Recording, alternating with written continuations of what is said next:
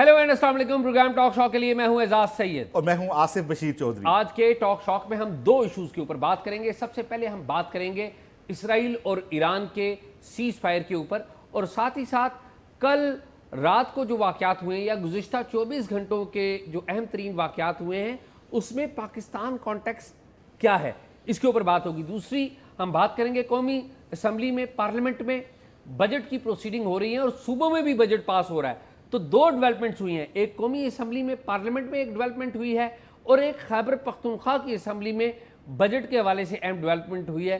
इसके ऊपर भी आपको बड़ी अहम डेवलपमेंट और अहम खबर देंगे। तो आइए बातचीत का आगाज़ करते हैं। आसिफ, आप खरीद से? शुक्र है अल्लाह का। एजाज कैसे हैं? आसिफ, आज सुबह से पार्लियामेंट में थे आप? हाँ, मैं आज क्योंकि मेरी ड्यूटी पहले हाफ मैं ढूंढता रहा आपको, मैं असल में लॉबी में आता रहा, जो साहब गायब हैं, फ़ोन करता रहा, फिर पता लगता आप बैठे हुए हैं, गाड़ी आपकी खड़ी थी पार्किंग में। हाँ, मैं आपको पता है कि वो डीजी साहब के चैम्बर से कर रहा था कवर। डीजी साहब से आपने एक मोहब्बत पैदा कर ली है, जो डीजी साहब एक स्वीट आदमी है, डीजी मीडिया जो है नेशनल असम्बली के। तो आप सुनाएं एजाज, खैरियत से हैं? मैं खरीद से हूँ। अच्छा एजाज, ये बताएं कि हम तो समझ रहे थे कि शायद, मैं समझ रहा था कि शायद अब एक लंबी जंग होगी, जिस तरीके से अमेरिका ने हमला किया था और फिर उसके जवाब में ईरान ने जिस तरह से कतर में इस अमेरिकी बेसिस के ऊपर अटैक किया था, और अमेरिका ये भी कह चुका था कि अभी बहुत सारे अहदाफ बाकी हैं। तो उसके बाद हमने देखा कि अचानक सीज़ फायर हो गया। ये कैसे हुआ और इस सारे मामले में पाकिस्तान कहाँ पे है, ज़रा इसके ऊपर हमें बताएं। आसिफ, सीज़ फायर होना, पहली बात तो ये कि बहुत अच्छी और पॉजिटिव डेवलपमेंट है ये। सीज़ फायर तो उसी वक्त होना था जब तक इसराइल अनाउंस ना करता। ईरान के ऊपर तो अटैक हो रहा था, लेकिन गुज़िश्ता रात ईरान ने अटैक का जवाब दिया, अमेरिका के अटैक का जवाब दिया। अल हदीद जो अमेरिकन बेस है कतर में, उसके ऊपर अटैक करके मिज़ाइल वहाँ पर फेंके, तकरीबन 8-9 मिज़ाइल फेंके हैं, कोई एक भी मिज़ाइल जगह पे नहीं लगा। और उल्टा जो अमेरिकी सदर हैं डोनाल्ड ट्रंप, उन्होंने ट्वीट भी किया, उन्होंने कहा कि जी इनके मिज़ाइल जो हैं वो लगे ही नहीं हैं, और इन्होंने हमें पहले से इन्फॉर्म कर दिया था। नहीं, उन्होंने कहा कि एक मिसाइल जो है वो जो लगा भी है तो उससे नुकसान नहीं, वो ऐसी जगह पे लगा है जहाँ पर कोई इंस्टॉलेशन नहीं थी, कोई फैसिलिटी नहीं थी, तो कोई नुकसान नहीं हुआ ना, ओवरऑल बात ये।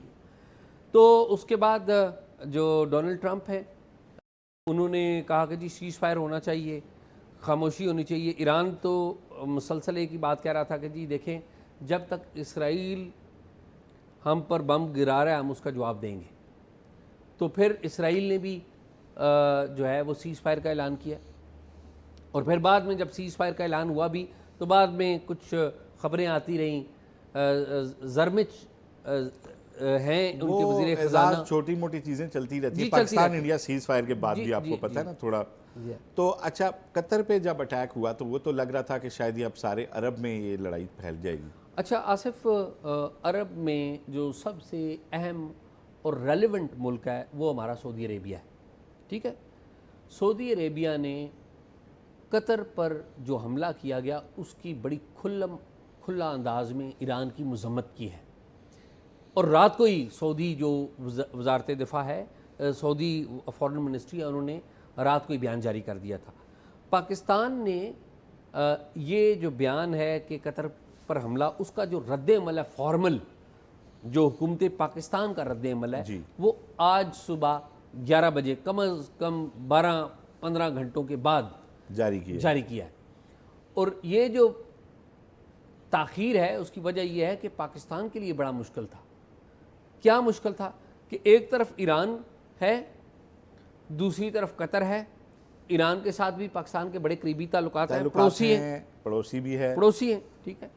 कतर हमारा बड़ा दरीना दोस्त, हमारा मोहसिन है, खाली दोस्त ही नहीं, मोहसिन भी है। हुक्मरान नवाज शरीफ फैमिली के ज़ाती तल्लुकात भी हैं। जी ठीक बात। मुल्क बहुत अच्छे तल्लुक, फैमिली टू फैमिली बड़े अच्छे तल्लुक। जी हाँ। तो हमारे लिए बड़ा मुश्किल था। पाकिस्तान के प्राइम मिनिस्टर ने भी टेलीफोन किए, रात को ही फ़ोन कर जी, रात को ही कतर के अमीर से बात हो गई उनकी। और आपको पता है कि इससे पहले पाकिस्तान के प्राइम मिनिस्टर की ईरान के जो सदर हैं उनसे भी बात हुई है, और ईरान को भी हम एक सॉलिडारिटी या यकजहती का इजहार कर चुके हुए हैं। तो अब ये मुश्किल था कि अमेरिका के ने जब अटैक किया तकरीबन 48 घंटे पहले, तो पूरी दुनिया में कमोबेश पाकिस्तान उन पहले ममालिक में एक था जिसने उसकी मजम्मत की, नाम लेके अमेरिका का नाम लेके मजम्मत की। तो इसमें पाकिस्तान ने एक रिस्ट्रेंट का मुजाहरा किया और दोनों तरफ पहले तो फ़ोन करके जिसे कहते हैं ना कि आपने फायर ब्रिगेड का काम किया, और फिर ईरान ने भी एक काम ये किया, उन्होंने कहा जी हमने ये जो कतर पे हमले किए हैं ये कतर पे हमले नहीं किए, हमने अमेरिकन बेस पर हमले किए और कतर से हमारे करीबी ताल्लुकात हैं। ये ईरान ने एक स्टेटमेंट दी जो बड़ी एक वेल कैलकुलेटेड, पहले बताया भी गया था कतर को जी ऐसे अटैक से पहले, ऐसे ही इन्फॉर्म भी किया गया था। अच्छा आसिफ, इसमें पाकिस्तान ने, टू बी फेयर, मेरा ये ख्याल है कि बहुत सारे लोग इस पर तनकीद नाकद हैं, लेकिन मेरा ये ख्याल है कि पाकिस्तान ने फॉरेन पॉलिसी के साइड पे एक अच्छी परफॉर्मेंस की है, अपने आप को बचा के भी रखा है, और जहाँ पर असूल की बात करनी बनती थी वहाँ पर की है। यानी कि मजम्मत करनी बनती थी, इसराइल की मजम्मत भरपूर तरीके से की, अमेरिका की मजम्मत की। हालांकि आपको पता है 72 घंटे के दौरान ये बड़ी डेवलपमेंट थी। एक डेवलपमेंट ये थी कि general Asim Munir field marshal वो मिलते हैं डोनाल्ड ट्रंप से, हम उन्हें नामजद करते हैं, अगले दिन 24 घंटे के बाद हम उनको नोबेल इनाम के लिए नॉमिनेट करते हैं, और अगले 12 घंटे में हम अमेरिका के, और अमेरिका अगले 12-15 घंटों में ईरान के ऊपर अटैक कर देता है। तो ये हमारे लिए बड़ी एक ट्रिकी सिचुएशन थी। तो वो तीनों सिचुएशंस जो थी वो पाकिस्तान ने, मेरा ये ख्याल है कि बेहतर तरीके से निकल गया। आइडियल बात तो ये थी कि नोबेल इनाम के लिए नॉमिनेट ना किया जाता एक गलत वक्त पे, लेकिन आप जब उसका कॉन्टेक्स्ट समझते हैं कि बेसिकली वो जो मीटिंग थी, ऑडियंस लेनी थी अमेरिकी सदर डोनाल्ड ट्रंप से, तो ये बात करके डोनाल्ड ट्रंप से ऑडियंस ली गई, 2 घंटे बैठ के पाकिस्तान का मौक़िफ़ दिया गया। और आप अगर देखें कि जो नॉमिनेशन की गई है पाकिस्तान की तरफ से, उसमें आखिरी पैराग्राफ बड़ा अहम है। जो साइटेशन दी गई है पाकिस्तान की तरफ से, वो साइटेशन क्या दी गई है कि डोनाल्ड ट्रंप ने 2 न्यूक्लियर आर्म्ड ममालिक को जंग से बचाया, और आखिरी जो पैराग्राफ है that is very very important. उन्होंने कहा कि हम उम्मीद करते हैं कि वो यहाँ पर भी ईरान इसराइल मामले में भी डी एस्केलेशन करवाएंगे। अच्छा, अब आप देखें कि डोनाल्ड ट्रंप का जो आखिरी लेटेस्ट बयान है, नेतन्याहू जो कि प्राइम मिनिस्टर हैं इजराइल के, उनसे टेलीफोन पे बात की उन्होंने, और फिर नेतन्याहू से बात करने के बाद जो उनका बयान डोनाल्ड ट्रंप साहब का सामने आया, उन्होंने कहा जी मैं ईरान से भी खुश हूँ लेकिन इसराइल से ज़्यादा ना खुश हूँ, और फिर कहते हैं कि बम गिराना बंद करें, यानी कि यहाँ पे भी सीज़ फायर वो करवाने का ऐलान कर रहे हैं। हालांकि एवरीवन नोज़ कि ये जंग में बाकायदा हिस्सा बने हैं और इसराइल के साथ खड़े हुए हैं। इसराइल इसलिए इसराइल के साथ खड़े हुए हैं कि इसराइल के साथ इनकी कोलैबोरेशन बड़ी एक डीपली रूटेड है, बड़े जुड़े हुए हैं। ये तो पूरा एक मौजू है, कभी इसके ऊपर बात करेंगे कि एक छोटा सा मुल्क कैसे पूरे अमेरिका की पॉलिसीज़ के ऊपर असरअंदाज होता है, और अकेली पूरी दुनिया के सामने आके अमेरिका कैसे वीटो कर देता है फ़लस्तीन के ऊपर, इसराइल की हमायत में जारहाना पॉलिसियों के दिफा में खड़ा हो जाता है। लेकिन एजाज़, हम बात कर रहे थे कि पाकिस्तान का जो किरदार था वो इस दफ़ा जज्बाती नहीं था और किसी प्रैग्मेटिक था। हाँ, और हमने जो बातचीत की पाकिस्तान के मफाद को पहले रखा गया सामने और उसकी रोशनी में की गई। जी जी। अच्छा, अब सवाल आसिफ ये भी होता है कि अब क्या होगा, एक ये भी सवाल है, लेकिन अब क्या होगा से पहले एक छोटी सी बड़ी अहम डेवलपमेंट हमारी स्क्रीन के ऊपर देखें। मीर मार्सी हैं, ये डिप्टी डिफेंस मिनिस्टर रहे हैं इजराइल के, ट्विटर के ऊपर हैं, मुतअद्दिद किताबें लिखी हैं इन्होंने, BBC और इंटरनेशनल जो मीडिया आउटलेट्स हैं वो इनको अक्सर इंटरव्यू भी करते हैं इसराइल का मौक़िफ़ जानने के लिए।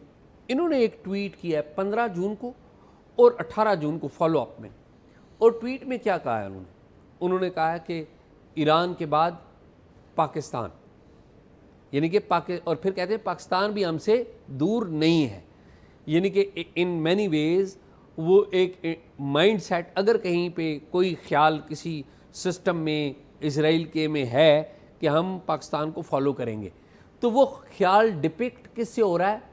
मीर मार्सी की ट्वीट से, जो कि बहुत पावरफुल पोजीशन नहीं लेकिन बड़ी अहम पोजीशन पे रहे हैं, डिप्टी डिफेंस मिनिस्टर रहे हैं।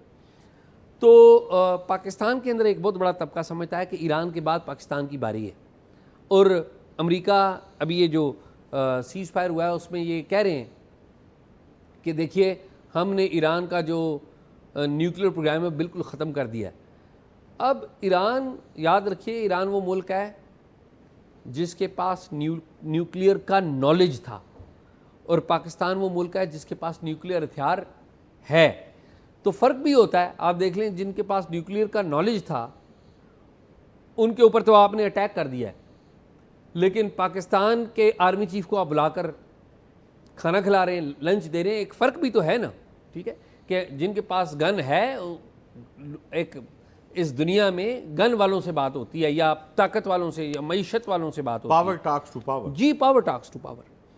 तो आसिफ, ये जो वाक़या है बड़ा अहम है। माइंड सेट बाज़ लोगों का वहाँ पर दिखता है। और याद रखें कि इज़राइल की जो गवर्नमेंट है वो पाकिस्तान के बारे में बड़ी मोहतात रवैया अख्तियार किए हुए है। एक सोशल मीडिया के ऊपर नेतन्याहू का बयान चलता रहा है, जो कि बाद में हमने चेक किया वो AI जनरेटेड था। वो ये कहा गया कि हम पाकिस्तान पे अटैक है, वो ऐसा नहीं है। हालांकि आपको याद हो, नेतन्याहू गए थे इंडिया में, तो इंडिया में नेतन्याहू को इंडियन मीडिया ने बड़ा कोशिश किया कि पाकिस्तान के ख़िलाफ़ बयान दें। बड़े वो कैलकुलेटेड है, उन्होंने पाकिस्तान के बारे में बात नहीं की। लेकिन क्या इसका मतलब ये लिया जाए कि इज़राइल के अंदर ऐसी थिंकिंग या ऐसे लोग मौजूद नहीं हैं जो पाकिस्तान को भी एक प्रॉब्लम नहीं समझते? वो ऐसे लोग बिल्कुल उनके सिस्टम के अंदर मौजूद हैं, क्योंकि पाकिस्तान मुस्लिम दुनिया का एक बड़ा रेलेवेंट, बल्कि मोस्ट रेलेवेंट मुल्क है जिसके पास एक न्यूक्लियर हथियार है। आप देखिए, इस सारे मामले में हमारा ब्रादर मोहसन मुल्क, हमारा दोस्त सऊदी अरेबिया ने बड़ी मोहतात पॉलिसी इख्तियार किए रखी। मजम्मत नहीं की इसराइल के ईरान के ऊपर हमलों के। आप देखें ना, सऊदी अरेबिया का जो न्यूक्लियर प्रोग्राम है वो ईरान सेंट्रिक है। लेकिन सऊदीया ने यह बयान तो दिया ना कि सारी मुस्लिम उम्मा ईरान के साथ है। जी, उन्होंने देखे ना ये बयान भी, क्योंकि देखें ना एजाज, दो चीज़ें आप समझे ना, खिते में हौसी बागी जो हैं वो सऊदीया में मिसाइल मारते हैं। ये स्टेटमेंट देना भी सऊदीया के लिए बड़ा मुश्किल होगा, लेकिन सऊदीया ने ये बताया कि ईरान के साथ ज़्यादती हो रही है। और क्योंकि देखें आप, दोनों इंतहाएँ हैं ना मुस्लिम दुनिया की, ईरान और सऊदीया, अपनी अपनी तशरीह है उनकी इस्लाम की, और वो एक दूसरे के तशरीह के ख़िलाफ़ है उनकी तशरीह। तो उनकी तरफ से ये बयान आना बहरहाल एक बड़ी बात थी, इन अ सेंस कि एक ऐसे कंट्री जिसके वो कहते हैं कि ईरान की माँ के ऊपर हमारे पे अटैक होते हैं, तो उन्होंने बहरहाल एक अच्छा पॉजिटिव बयान ये दिया था कि मुस्लिम उम्मा जो है ईरान के साथ है, और ईरान के साथ यहाँ पे ज़्यादती हो रही है। अच्छा, ये आपने बड़ी दुरुस्त बात की कि उन्होंने ये बात कही, लेकिन उन्होंने मजम्मत नहीं की। एक बात, मजम्मत ज़रा स्ट्रॉन्ग वर्ड है ना, कि इसराइल की इस वक्त अगर सऊदी अरब की पोजीशन देखें तो सऊदी अरब के लिए तो बड़ी एक आइडियल सिचुएशन थी। सऊदी अरब का इस खित्ते में कौन दो ममालिक हैं जो दुश्मन तस्वर किए जाते हैं, जिनसे सऊदी अरब की जंग भी हुई? एक इसराइल और दूसरा ईरान। इसराइल के साथ तो मेरा ख्याल है कोई 4 जंगें हो चुकी हैं अरब की। पुरानी बात है एजाज। अभी इतना वहाँ पे बड़ी डिबेट होती है कि क्या इसराइल को तस्लीम कर लिया जाए। आसिफ, मैं उसी की तरफ आता हूँ। मैं ये कह रहा हूँ कि ट्रेडिशनली 2 ही बड़े दुश्मन रहे हैं ना सऊदी अरेबिया के, एक ईरान और एक इसराइल।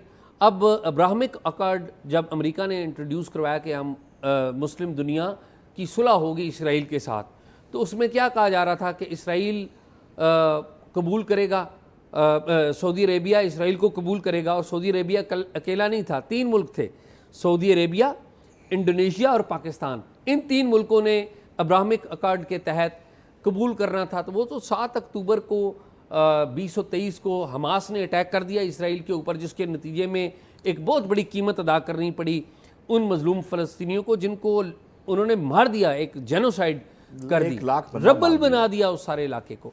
तो वो तो एक ब्रॉडर पीस होने जा रहा था, या ब्रॉडर एक जिसे कहते हैं डील होने जा रही थी, जिसमें पाकिस्तान का नाम भी था, इंडोनेशिया का नाम था, और ज़ाहिर है सऊदी अरेबिया का नाम था। लेकिन इस वक्त क्या सूरत हाल है? इस वक्त सूरत हाल ये है कि आइडियल सिचुएशन सऊदी अरेबिया के लिए कि जो पुराने उसके ट्रेडिशनल एनिमी थे वो आपस में वो कर रहे हैं। तो ख़ित्ते में जो सऊदी अरेबिया जो बात करता है कि उसे न्यूक्लियर चाहिए, तो वो क्या कहता है? वो कहता है कि जी मेरा स्ट्रैटेजिक, मुझे ख़तरा किससे है? ईरान का जिक्र करता है ना वो, कि हमें चाहिए। या वो बाद में करता है कि ईरान इसराइल भी हो सकता है। और इसराइल के साथ तो आपको पता है 4 जंगें हो चुकी हैं अरब की पूरी, आल्दो के कोई भी जंग नहीं है जीत सके, सारे के सारे हार गए। तो मेरा ये ख्याल है कि अब अगला काम क्या होगा कि ये सीज़ फायर के बाद दोबारा जो डोनाल्ड ट्रंप हैं वो कोशिश करेंगे अब्राहमिक अकॉर्ड पर अमल दरामद कराएं और मुस्लिम दुनिया की सुलह कराने की कोशिश करें, किसके साथ? इसराइल के साथ। और एक बार फिर हम पे प्रेशर आएगा और एक दफ़ा फिर ज़रा एक डिबेट बनेगी कि क्या पाकिस्तान को इसराइल को तस्लीम करना है या नहीं करना चाहिए या नहीं करना चाहिए। और इसके ऊपर यहाँ पर दोनों राय लोग देते हैं। एक बहुत बड़ा तबका है जो राय ये देता है, बल्कि बहुत बड़ा कहना नहीं चाहिए, अकलीती एक तबका है जो दलील के साथ ये राय देता है कि देखें, हम अगर इसराइल के साथ अपने ताल्लुकात बेहतर बना लेते हैं तो हमारा जो एक एडिशनल थ्रेट लेवल है वो कम हो जाएगा। और एक जवाबी एक काउंटर आर्ग्यूमेंट भी है कि वो कहते हैं कि जी नहीं, इसराइल को बिल्कुल तस्लीम नहीं करना चाहिए, मजलूम फ़लस्तीनियों के साथ हम खड़े हैं, उनका क्या होगा। और फिर कि जी कायद-ए-आज़म मोहम्मद अली जिन्ना ने भी इसराइल को तस्लीम नहीं किया था तो हम कैसे खिलाफ जा सकते हैं। खैर एक पूरी एक डिबेट है। तो मेरे ख्याल में कि ये एक दोबारा ये डिबेट शुरू होगी मुस्लिम दुनिया में। और दोबारा जो 7 दिसंबर 2023 को जो टूटा था अब्राहमिक अकॉर्ड का जो सिलसिला था जिसमें एक पीस होने जा रहा था, और बल्कि मोहम्मद बिन सलमान ने तो इंटरव्यू भी दे दिया था एक अमेरिकन चैनल को कि हम करने जा रहे हैं, तो ये तो हमास ने वो कर दिया था। लेकिन एजाज इस सारे मामले में मेरी राय डिफरेंट थोड़ी सी इस लिहाज से है कि ईरान की जंग तो बाद में शुरू हुई ना इसराइल की, उससे पहले फ़लस्तीन के ऊपर जो हालात रवा रखा हुआ जुल्म इसराइल ने, उस सूरत में कभी भी पाकिस्तान जैसे मुल्क में इसराइल को तस्लीम करने के हवाले से अवाम इसको तस्लीम नहीं करेगी। इस बात बहुत बड़ा तबका है जो नहीं तस्लीम देखिए, करेगा। ठीक आपने बात। अभी बात की कि इसराइल के वो जो साबिक हैं डिप्टी डिफेंस मिनिस्टर, उन्होंने कहा जी पाकिस्तान हमारे से दूर नहीं। हमारे यहाँ भी बहुत सारे लोग हैं वो कहते हैं दिल्ली के लाल किले पे झंडा लहराएंगे इस्लाम का, आया जे गोरी, ये कहने की बातें कुछ और होती हैं, करने की कुछ और, करने की बातें कुछ और होती हैं। ठीक है, हमारे बारे में तो ये भी कहा जाता था 2022 में टूट जाएगा, ये मुल्क ख़त्म हो जाएगा, 2025 में टूट जाएगा। 2025 में हमने अपने से 5 गुना बड़ी ताकत को नाको चने चबवा दी। दोबारा पूरी आलमी बरादरी में हमारा एक बड़ा मकाम पैदा हो गया। अचानक से हमारी एक रेलेवेंस बन गई हर इशू के अंदर, हमारे बारे में लोगों का नज़रिया चेंज हो गया। इसराइल में भी लोग हैं, ग्रेटर इसराइल की बात करते हैं, वो कहते हैं जी ये तो सारा ये यूँ होगा, जब होगा तो होगा। अभी फ़िलहाल तो ये है कि ईरान हैं जो सिर्फ मिसाइल मारे हैं रात को, कोई कहीं लगा कोई कहीं लगा, उससे जो उनकी हालत होगी और उन्हें अमेरिका को कहना पड़ा, वो जो एक बुत बना हुआ था इसराइल की नाकाबिल तस्खीर सिक्योरिटी, और वो कहते थे जी कि अरबों के तो बस की बात नहीं है, तो वो किधर गया। तो ऐसे लोग हर जगह होते हैं, इसराइल में भी हैं। ठीक है, वो अपने मुल्क में बैठ के जो मर्ज़ी बात करें, जब कभी पाकिस्तान से भी ज़्यादा दूर नहीं है इसराइल। अगर इसराइल से पाकिस्तान दूर नहीं है तो ज़ाहिर है तो पाकिस्तान से फिर इसराइल भी दूर नहीं है ना, ऐसा ही बात। तो ऐसी बात नहीं है। और इन बातों को लेके कभी मुल्कों के तल्लक भी नहीं चलते। हमारा तो आज तक उनसे तल्लक इसलिए नहीं है कि एक आइडियालॉजिकल 1948 से उन्होंने कहा कि एक हमारा जो नज़रियाती इख्तलाफ है कि मुल्क से वो पाकिस्तान है, और हमने भी अपने पासपोर्ट पे लिखा हुआ है। तो पाकिस्तान में बहुत सारी हुकूमतें, जनरल परवेज़ मुशर्रफ के दौर में बड़ी एक अटैम्प्ट थी जिस अकॉर्ड का आप जिक्र कर रहे हैं, लेकिन एजाज़ जब तक फ़लस्तीन का मसला वहाँ पे इस तरह हल नहीं होता कि वहाँ के फ़लस्तीनी उसको खुशदिली से कबूल करें, पाकिस्तान के अवाम का एक इतना प्रेशर है हुक्मरानों के ऊपर कि इसको तस्लीम करना बड़ा मुश्किल होगा और मुल्क के अंदर एक सिचुएशन पैदा हो सकती है। आसिफ, इसमें ना एक बात याद रखें कि जो अब्राहमिक अकॉर्ड है, जो उसकी डिटेल्स आती नहीं थोड़ी बहुत जो सामने, उसमें ये नहीं है कि आपने या मुस्लिम दुनिया को वो ये कह रहे हैं कि कबूल कर लें। उसमें जब 7 दिसंबर को ये अटैक होने से पहले कुछ डिटेल्स आई थी इंटरनेशनल मीडिया के ऊपर भी कि कुछ कंसेशंस वो देने जा रहे थे फ़लस्तीनियों को भी, और उसी की बुनियाद पे MBS ने या सऊदी अरेबिया ने इस बात को एक्सेप्ट किया था कि अगर आप फ़लस्तीनियों को ये चीज़ें देते हैं तो फिर हम आपको देखे ना एजाज, उसमें सबसे बड़ा आर्गूमेंट ये है ना कि आले इब्राहिम है ना, जी हाँ, यहूद भी आले इब्राहिम है और हम भी आले इब्राहिम, क्रिश्चियंस भी आले इब्राहिम है, हम भी आले इब्राहिम है, नबी सल्लल्लाहु अलैहि वसल्लम हज़रत इब्राहिम की औलाद से हैं। फ़र्क सिर्फ ये है कि एक हज़रत इस्माइल से हैं और एक हज़रत याकूब और हज़रत इसहाक दूसरी लड़ी से हैं। दो माएँ थी, मतलब दो बीवियाँ थी हज़रत इब्राहिम अलैहिस्सलाम की, और जो आगे नबी आए फिर उनकी उसमें आए, उनकी दुआ थी हज़रत इब्राहिम अलैहिस्सलाम की। और हम भी नमाज में आले इब्राहिम पे सलामती पढ़ते हैं 5 वक्त नमाज में। तो ये आर्गूमेंट तो दिया जाता है, अगर पीसफुली आले इब्राहिम रहे, फ़लस्तीन के लोगों को जो हल कबूल हो, मेरा ख्याल है जब फ़लस्तीन के लोग अगर किसी हल को खुश दिली से कबूल करें, शायद हमारे पास भी जवाज़ ना रहे इसराइल को तस्लीम ना करने का। लेकिन मैं बार बार ये बात कह रहा हूँ, आज के दिन में फ़लस्तीन के साथ इसराइल ने जो कुछ किया हुआ है, 1 लाख बंदा एयर स्ट्राइकों में मार दिया, पूरी की पूरी बिल्डिंगों को खंडर बना दिया। फ़िलहाल तो इस बारे में बात करने से हुकूमत डिस्टेबल हो सकती है एजाज। जी जी, ऐसा ही है, ऐसे ही। इस तरह की बात करने वाली हुकूमत डिस्टेबल हो सकती है पाकिस्तान जैसे मुल्क। आसिफ, मेरा ये ख्याल है, maybe I am wrong, आपने सोचा था कि बीजेपी का बानी प्राइम मिनिस्टर पाकिस्तान में आएगा, मीनारे पाकिस्तान पाकिस्तान में आएगा, आए वो? आपने ये सोचा था कि आज जिस दौर में मैं और आप बैठे हैं, इस दौर में कोई रेजिस्टेंस नहीं होगी? ख़त्म कर दी रेजिस्टेंस ख़त्म कर दी ना सबसे ज़्यादा। तो जिनके पास पावर सबसे ज़्यादा है वो पावर के कॉन्फिडेंस में डील भी बहुत ज़्यादा कर लेते होते हैं। ये भी एक है। तो टाइम विल टेल के इसमें क्या होता है। तो खैर ये बातें तो हैं। आसिफ यार, कल पार्लियामेंट में बड़ा झगड़ा हुआ है, वो क्या था? एक आखिरी बात एजाज, जो इस प्लीज, बात को वाइंड अप करने से पहले प्लीज, देखें, हमने कल भी इससे मिलती जुलती एक बात की थी जो मैं अभी करने जा रहा हूँ। अच्छा, इस सारे कज़िये में ना आप ये देखें कि अभी तक खोया पाया क्या गया। ईरान के पास एटम बम था या नहीं, ये तो अभी तक कोई वसूख से नहीं कह रहा, और ये बात भी वसूख से नहीं की जा पा रही कि वो जो कुछ भी था वो तबाह हुआ या नहीं, नंबर 1। नंबर 2 ये कि जब अमेरिका ने अटैक किया तो पूरी दुनिया में अमेरिका मुखालिफ जज्बात पैदा हुए, ईरान को सिम्पथी मिली पूरी इस मुस्लिम उम्मा में, ठीक है। ये एक एडिशन आप वाली बात, आपको पता है सऊदी अरबिया ने जो बयान दिया, आपने कहा कि ईरान के हक में जो बयान दिया पहले, उसकी एक बहुत बड़ी वजह ये है कि स्ट्रीट पावर जो है वो ईरान के साथ चली गई, कि लोग ये देखते मुस्लिम दुनिया की, कि मुस्लिम दुनिया से ईरान की लड़ाई हो रही है इसराइल के साथ, जो वहाँ पे मजालम कर रहे हैं फ़लस्तीनियों के साथ। तो अगर बाय एंड लार्ज आप बात करें, ईरान ने इस्टेब्लिश किया कि इसराइल जितनी बातें करता है उतनी नहीं है, हम उनसे लड़े हैं, भिड़े हैं, मिसाइल मारे हैं, इसराइलियों को अंदर जाके मारा है। नंबर 2, हमारे पास जो एक पहले दिन था कि सारा कुछ ऐसा नहीं, हमारा कमांड एंड कंट्रोल बाकी भी था, उसने रेजिस्ट भी किया, आखिरी दिन तक रेजिस्ट किया। नंबर 3, उन्होंने जो पुतिन के साथ जाके वहाँ मुलाकात की, जिस तरह से रशिया ने, चाइना ने साथ दिया, तो एक नया ब्लॉक, उसके खदोखाल भी दुनिया ने देख ली। मेरा ये ख्याल है ये विन विन सिचुएशन है ईरान के लिए।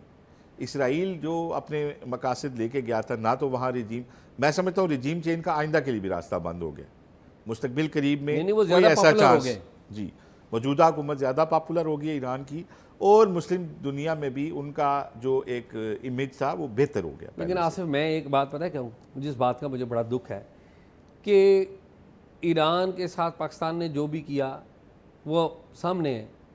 मैं कोशिश हम सारे करते रहे कि हमें ईरान इजाज़त दे, हम ईरान के अंदर जाएं, जाके वहाँ से रिपोर्ट करें।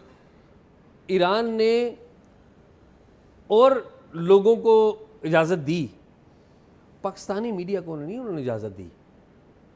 ये मुझे इस बात पे बड़ा अफसोस है कि क्यों इन्होंने इस तरह का किया कि यार they should have given access to. मेरा ख्याल है एजाज, जो पूरा मिडल ईस्ट है और इवन ईरान भी उसी, और पूरी इस्लामी दुनिया की अगर मैं इन जनरल बात करूं, तो हमारे यहाँ मीडिया कहीं भी आज़ाद नहीं है। ज़्यादातर हमारे यहाँ सरकारी मीडिया ही है, कहीं पे कोई छोटा मोटा इंडिपेंडेंट मीडिया है तो उसको एक लिमिट के अंदर रखा जाता है। तो मेरा नहीं ख्याल कि ईरान भी नहीं चाहता होगा कि हमारे बारे में, वो चाहते होंगे वही रिपोर्टिंग चाहे जो हम बताना चाहते हैं दुनिया को। खैर ये उसी तरह उनका इंटर, जिस तरह अब चाइना है, नहीं मैं हमें CNN तो चला गया, CNN को दे दिया किसी हद तक एक उनको भी रिस्ट्रिक्शंस होती हैं, जी हाँ। एरियाज होते हैं। तो खैर एनी हाउ ये आसिफ, कोई दुनिया में नहीं अलाउ करती ताकतवर ताकतें बहुत सारी कि वो उनको किया जाए, फ्री मीडिया को नहीं भेजा जाता इल्मिया। खैर एजाज, हम आए अपने दूसरे टॉपिक की यार तरफ वो जो आप मुझे मेरे ये से पूछ बताए रहे ना थे। कि कल यार वो झगड़ा हो गया इतना, वो कि पता ही नहीं देखें चला। बात यह है कि ये फॉरेन अफेयर्स में तो हमारी अवाम भी इतनी दिलचस्पी नहीं लेती है, तो इस्लामी मुल्कों का मसला था तो थोड़ा सा वो हो गया। अच्छा एजाज, देखें 30 जून से पहले ना हमने बजट पास करने होते हैं, फेडरल के भी और सूबों के भी। अगर 30 जून तक किसी वजह से खुदा न खास्ता बजट पास ना हो तो पाकिस्तान में निज़ाम सल्तनत रुक सकता है। कैसे?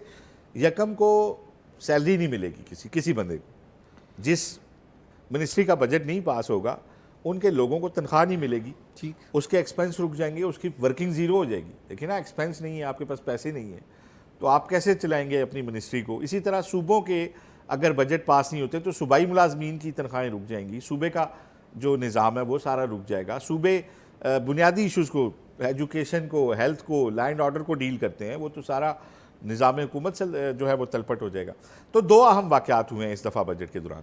एक अहम वाक़या कल वफाकी बजट के दौरान पेश हुआ, जब जो वफाकी वज़ीर ख़जाना है सेनेटर औरंगज़ेब, वो जब बजट पर बहस समेट रहे थे तो तलखी इस कदर बड़ी हुकूमत और अपोजिशन की कि उनके ऊपर अटैक किया गया। अब सेनेटर औरंगज़ेब आपको पता है एक टेक्नोक्रेट हैं और वो ये सियासी लड़ाई शड़ाई में उनकी कोई स्कोरिंग, उनका ज़ीरो स्कोर है। अटैक किसने किया? अटैक दोनों तरफ से हो रहा था। दूसरी तरफ से जो इकबाल आफरीदी थे, वो जो थे नसार जट थे, वो थे। इधर से हुक्मरान जमात की तरफ से जो है हनीफ अब्बासी थे जिन्होंने आके हिसार किया। फिर दूसरा, ये तो बाद में हुआ वाक़या, पहले हुआ क्या? पहले ये हुआ कि जब बिलावल तकरीर कर रहे थे तो पीटीआई की तरफ से तनकीद, बात वहाँ से शुरू हुई। उस वक्त जो पीपल्स पार्टी के जो लोग थे, आगा रफ़ीउल्लाह थे, बाकी लोग थे, ये सारे आए, इन्होंने उन्हें मना किया कि यार पार्लिमानी लीडर्स की तकरीरें बड़े अच्छे माहौल में हुई, किसी ने हुटिंग नहीं की, सब पार्लिमानी लीडर्स को सुना गया, तो आप ना करें। तो बिलावल क्योंकि सारी दुनिया से अपनी वो सफारतकारी जो करके आए हैं पाकिस्तान के लिए और बड़ा उन्होंने अच्छा वहाँ उसमें काम भी किया, उसकी डिटेल्स भी बता रहे थे, तो वहाँ पे अच्छी खासी झड़प होगी। उसके जवाब में जब वाइंड अप हो रही थी, ब्रेक हो गई, तो ब्रेक के बाद जब वो आए और वाइंड अप हो रहा था तो उस पर अच्छा खासा झगड़ा हो गया और सूरत हाल इतनी ख़राब हो गई कि असम्बली का इजलास तकरीबन 2.25 घंटे मुलतवी रहा। अच्छा। और उसमें फिर एजाज बड़ी मीटिंग्स हुई, अपोजिशन भी आई, ये वो। स्पीकर ने तो एक लिस्ट बना ली थी कि ये अरकान मैंने सस्पेंड कर देने। ओके। पीटीआई के लोग भी थे, उसमें हुक्मरान इत्तेहाद के लोग भी थे कि मैंने इनको सस्पेंड करना है कम से कम 2 सेशंस के लिए। अच्छा, ये नसार जट का और आगा रफ़ीउल्लाह का झगड़ा हो गया बीच में? झगड़ा इसलिए हो गया ना कि देखें, वो जब आए चेयरमैन पीपल्स पार्टी बिलावल भुट्टो जब खिताब कर रहे थे तो वो आए और इस तरह होता नहीं है कि आप पार्लिमानी लीडर या उसके बिल्कुल वो आगे आ जाएं। ये सिर्फ होता है प्राइम मिनिस्टर या वज़ीर ख़जाना जब बजट स्पीच करते हैं तो करीब आके इसलिए नारे लगाए जाते हैं कि उनके ऊपर कैमरा नहीं आता तो उसमें आवाज़ जाए। लेकिन एजाज़ ये कभी नहीं हुआ कि किसी बंदे के ऊपर आप चढ़ दौड़ें कि अब आपको तकरीर नहीं करने देनी।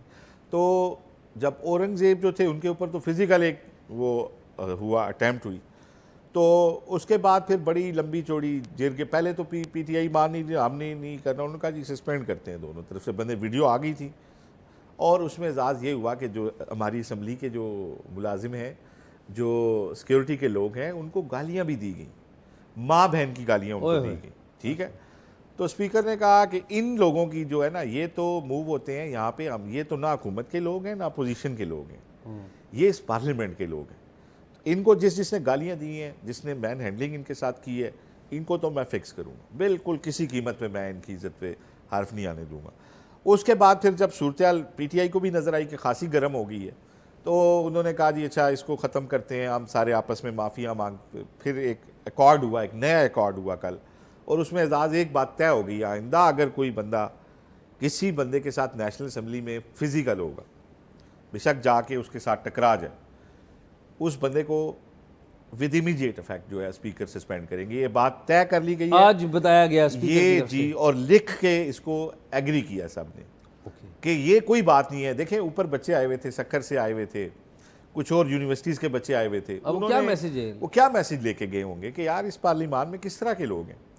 तो एक तो ये बड़ा अहम वाक़या था, और अब इसके ऊपर एक रूलिंग आ गई है कि आप प्रोटेस्ट करें, नारे लगाएं, आपका राइट है, लेकिन अगर कोई शख्स नेशनल असम्बली में फिजिकल होगा, किसी पर्सन के ऊपर जाके उसकी तरफ दौड़ेगा, उसके ऊपर अटैक करने की कोशिश करेगा, अमले पे वो अमले पे भी या किसी मेंबर पे भी, रुकन पे भी है। तो उसको इमीडिएट इफेक्ट जो है सस्पेंड कर दी जाए। अच्छा, मेरे लिए बड़ी हैरान कुन थी, मैंने वो मनाजर कुछ थोड़े बहुत देखे कि मैं निसार जट को भी पर्सनली जानता हूँ, वेरी नाइस ह्यूमन बीइंग, और आगा रफ़ीउल्लाह का भी मैं बड़ा एहतराम करता हूँ। आगा रफ़ीउल्लाह बड़ा बहादुर आदमी है, आगा रफ़ीउल्लाह बड़े जेंटलमैन भी हैं, बड़े जी, जी। डिसेंट आदमी हैं। अब लेकिन और अपने हल्के कराची, दोनों लोगों की खास तौर पे बस सामना सामना हो गया इस तरह की सूरत हाल जी में, हाँ, तो लेकिन फिर सब ने दिल बड़े किए, आके सब ने एक दूसरे से एक्सक्यूज किया, ठीक, उन्होंने कहा हमने गलत किया। हाँ, बहुत जो अच्छी बात इसमें से निकली वो ये थी कि सब ने एडमिट किया और सब ने कहा कि मेरी वजह से जिन दूसरों का दिल दुखा, मैं उनसे माजरत खाऊं। झगड़े के बाद जो दोस्ती होती है ना, वही पक्की दोस्ती होती पक्की है। दोस्ती और होती है। दोनों अल्लाह की करे- अगर दोस्ती होगी तो मुझे जेन्युइनली बड़ा खुशी है, दोनों बड़े नाइस जी, और अल्लाह करे ये दोस्ती पक्की रहे। जी हाँ। दूसरा मैं आपको बताना चाह रहा हूँ कि पाकिस्तान में ऐसा तो कई मरतबा हुआ कि मरकज़ और सूबे की किसी हुकूमत की जंग होती है, बड़ी लड़ाई होती है। पाकिस्तान पीपल्स पार्टी की सिंध में हुकूमत होती थी, मरकज़ में कई दफ़ा नून की होती थी, आपस में बड़ी चपकलिश होती थी। वज़ीर आज़म उधर जाते थे तो वज़ीर आला एयरपोर्ट नहीं आता था या आती थी। इसी तरह जब पीपल्स पार्टी की मरकज़ में हुकूमत और पंजाब में नून की और चपकलिश होती थी तो वज़ीर आला नहीं आते थे प्राइम मिनिस्टर को रिसीव करने, और मरकज़ और सूबे के अंदर एक खींचातानी ये हम देखते रहे। लेकिन एजाज ऐसा कभी नहीं हुआ कि किसी सूबे ने मरकज़ की मुखालफत में कहा होगा मैं बजट ही पास नहीं करूँ। ये अब पहली दफ़ा अनाउंस किया है पाकिस्तान तहरीक इंसाफ ने, और उन्होंने कहा जी कि हम बजट पास नहीं करेंगे। अच्छा, बजट अगर पास नहीं करेंगे तो क्या होगा? पहले तो ये था कि बजट शायद पेश ही नहीं होगा, लेकिन पेश हुआ तो फिर खान साहब का भी बयान आ गया कि नहीं, पेश करना तो रिक्वायरमेंट थी, अब अगर हमारी बातें नहीं मानी गई तो हम इसको पास नहीं करेंगे। अब देखें, अगर बजट पास नहीं किया जाता तो अमलन सूबे के अंदर जो गवर्नेंस है वो मफलूज हो जाएगी। ज़ाहिर है पैसे नहीं मिलेंगे सरकारी मुलाजिम, पैसों के बगैर सिर्फ बातें की जा सकती हाँ, हैं। ठीक। देखें, पैसे के बगैर आप सूबा कैसे चलाएंगे? आपकी तनख्वाहें रुक जाएंगी, सरकारी मुलाजमीन किधर जाएंगे? तो अब एक बड़ी क्रिटिकल सिचुएशन है। अब मुझे नहीं पता, आप तो बजट पास करने वाली बातें कर रहे हैं। नहीं, मैं आपको दो बातें बताना चाहता हूँ। एक तो ये कि वफाक के पास ये इख्तियार है कि वो गवर्नर को एम्पावर करके 4 माह के लिए सारा फाइनेंस अपने हाथ में ले सकते हैं। अच्छा, गवर्नर राज लगा दे? नहीं, गवर्नर राज नहीं लगेगा। अच्छा, एम्पावर करके। अच्छा, असम्बली मौजूद रहेगी, वज़ीर आला मौजूद रहेगा। गवर्नर को, ये मैं आपको कानूनी प्रपोजिशन बता रहा हूँ, आइन के अंदर जो चीज़ दर्ज है, 4 माह के लिए तो वफाक उसको निज़ाम को चला सकता है। अगर मीनवाइल 4 माह ये क्राइसिस हल नहीं होता, पहले तो अल्लाह करे कि 30 जून तक ये बजट पास हो जाए, ये जो कोई मामला है ये हल मुझे लगता है हो जाएगा। ठीक है। आप जो धमकियां दे रहे हैं ना, मुझे नहीं, लगता है मैं धमकी नहीं दे, मैं कतई ना नहीं, तफरीक नहीं, दे। आप ना मैं तो गवर्नमेंट इस की लड़ाई तरफ में से- ना फरीक हूँ ना मैं धमकी दे रहा हूँ, लेकिन मैं ये बता रहा हूँ कि सूबे ने धमकी दी है कि हम नहीं करेंगे। अच्छा, ठीक है। और मुझे ये धमकी वैसे उस तरह की लग रही है जिस तरह पहले पीपल्स पार्टी ने अपनी हुकूमतें 2 तोड़ ली थी इलेक्शन कराने के लिए, पीटीआई ने। पीटीआई ने, जो बाद में गलत फैसला हुआ। देखें, आपका एक सूबा है, आप वहाँ की गवर्नेंस चला रहे हैं, एक सूबे में आपको आज भी आपका प्रोटेस्ट केपी से ही आता है। ठीक है, आपके पास वहाँ की हुकूमत है, आप वहाँ पे हुक्मरान है, आपका वोट बैंक है, वहाँ पे अगर कोई दूसरे लोग बैठेंगे आपको टाइट करेंगे। ये कोई अच्छी सियासी पॉलिसी नहीं है कि आप अपने सूबे को जो है वो किसी दूसरे के हवाले कर दें, पहली बात। दूसरी बात, अगर इंतज़ामी ढांचा आप नाकारा करने की पॉलिसी है तो आप घर जलाने वाली बात कर रहे हैं। इससे सियासी दबाव या नताइज क्या निकलेंगे? वफाक अपने हाथ में चीज़ें ले लेगा, गवर्नर आज की तरफ लेटर चीज़ें जा सकती हैं। ठीक है, तो ये सारी चीज़ें सियासी बयान की हद तक ठीक है। मैं ये समझता हूँ कि अगर बालिग नज़दीक का मुजाहरा होगा तो कभी भी पीटीआई अपने हाथ से चीज़ें दूसरों को नहीं जाने देगी। ये ठीक है, बयान शान की हद तक सही है, लेकिन अगर ये ना हुआ और इस पर अमल किया पीटीआई ने अपनी थ्रेट पे, तो एक क्राइसिस लाइक सिचुएशन हो जाएगी सूबे की, जिसमें वक्ती तौर पे तो हुकूमत एक रास्ता निकाल लेगी, लेकिन लेटर ऑन जो है अल्टीमेटली इसमें जो सूबे की मुंतखब अवामी हुकूमत है वो शायद फिर नहीं बचेगी इसमें, क्योंकि ये उनके पार्ट पे मिसकंडक्ट में आ जाएगा। क्योंकि मुंतखब असम्बली और उसके लीडर ऑफ दी हाउस की ये ड्यूटी है कि वो अपने जो मालियाती अमूर हैं उनको हर साल उसको मंजूर कराना ऐवान से उनकी जॉब है। अगर आपको पता है ना कहीं वोटिंग में हुकूमत हार जाए तो वोट ऑफ कॉन्फिडेंस लेना पड़ता है ऐसे कि ही। शायद आप अक्सरियत लूज कर गए। ऐसे ही। तो ये एक सिचुएशन ऐसी है सूबे की जो बड़ी अलार्मिंग है। और अगर ये 30 जून तक बजट, बाकी तो बजट सारे पास होते नज़र आ रहे हैं। आज नेशनल असम्बली में भी आपने देखा कितनी मिनिस्ट्रियों का बजट पास हो गया है। अगले 1-2 दिन में सारा मनी बिल जो है ये पास हो जाएगा। लेकिन केपी की हद तक अभी तक क्या सराहियाँ हैं, बातें हैं। अगर सूबे में बजट पास नहीं होता तो वक्ती तौर पे तो एक फौरी तौर पे फेडरल को इंटरवेंशन करनी पड़ेगी और लेटर जो है वो एक क्राइसिस लाइक सिचुएशन हो सकती है। चलिए, मेरे ख्याल में आसिफ मैं यही आज तो यही था। ठीक है। नाज़रीन, प्रोग्राम आपने देखा, प्रोग्राम के बारे में राय ज़रूर दीजिएगा और अगर कोई मालूमात हो तो talkshock777@gmail.com पे शेयर कीजिए। अल्लाह हाफिज़।